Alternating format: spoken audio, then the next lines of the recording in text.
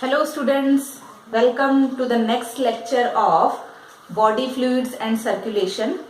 We have discussed about ABO incompatibility and RH incompatibility. Now in this lecture we are going to discuss about blood clotting. And before starting the blood clotting process, we have to discuss about the clotting factors. So these are the important clotting factors. According to International Commission on Blood Clotting, according to International Commission on Blood Clotting, there are 13 important factors declared as essential. Clear? So these are the 13 important factors. In some books 12 factors are also written. Why? Because the sixth factor is hypothetical factor. This is imaginary. Clear? So this is the hypothetical factor. That's why in some books 12 factors are also written as essential for blood clotting. Otherwise, the 13 factors are essential for blood clotting. Some scientists believe that this factor, this accelerine factor, is responsible for doing some other kind of work in the body. So here, these are the 13 important factors. These factors represented with the help of Roman letters. So 1 to 13, the important factors are there.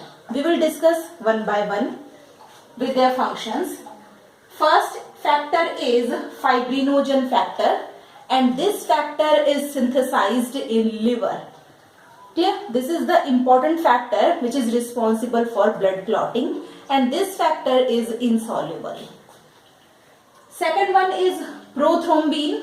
This is a type of protein which is present in the plasma of blood, and it is also synthesized in the liver. So fibrinogen and prothrombin.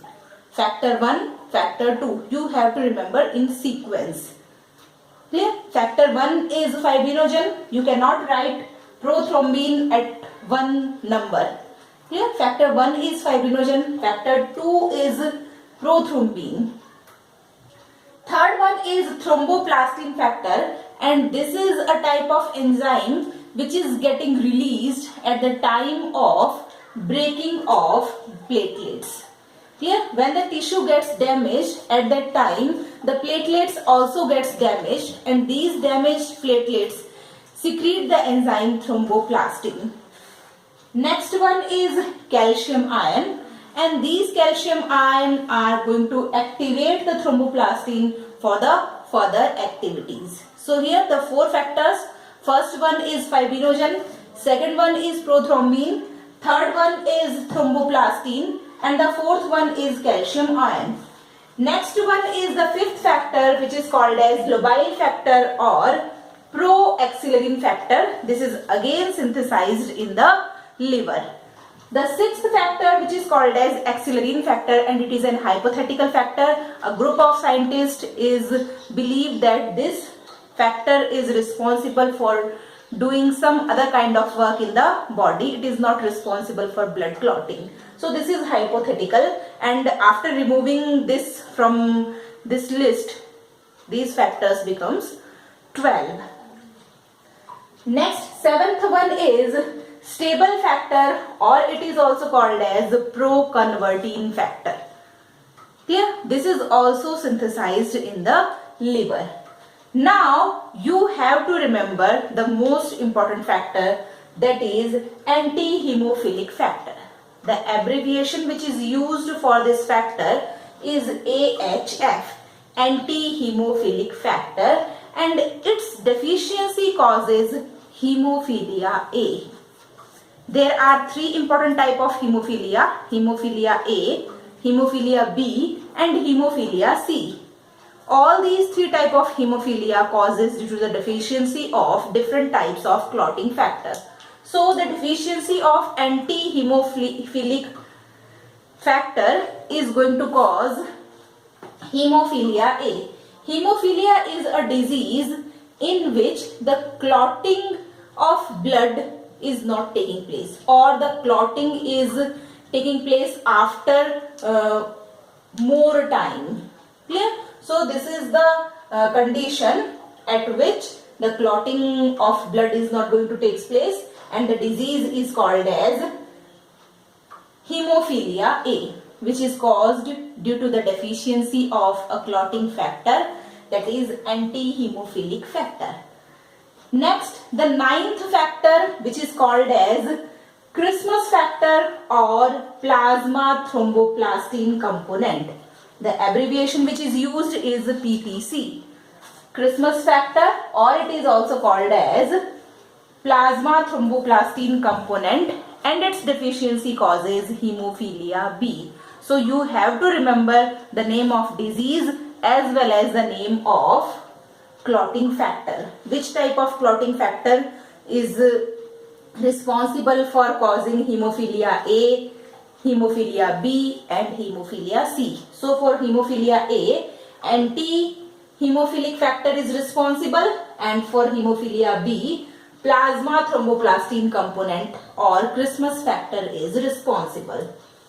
The 10th one is Stuart factor, and this factor is also going to synthesized in the liver. It means the liver is the main important organ of the body which performs the different type of functions.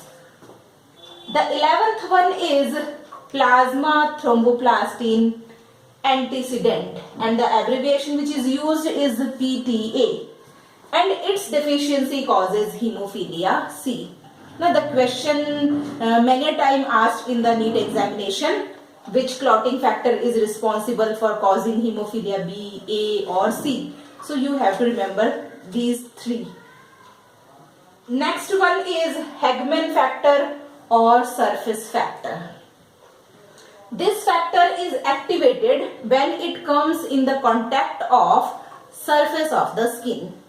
When the blood vessel gets ruptured or the tissue gets damaged, then this factor is getting activated when comes in the contact of the surface of skin.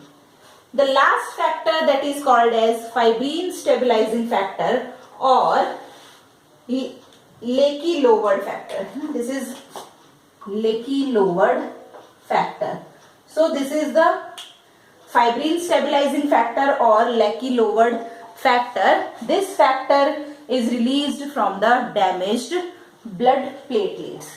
Clear? So these are the 13 important type of factor, and you have to remember the abbreviations which are used for some of the factors and the diseases which are caused due to the deficiency of these factors. These factors are basically present in the blood and they are continuously floating in the blood. When the tissue gets damaged and the blood is starting to flow, at that time these factors gets activated, and mainly these factors form a clot of blood. This fibrin is the soluble type of protein and it forms a network-like structure at the injured part of the tissue. Clear? So, out of these 13 factors, fibrinogen, prothrombin, thromboplastin, calcium ion, anti-hemophilic factor, Christmas factor and plasma thromboplastin antecedent.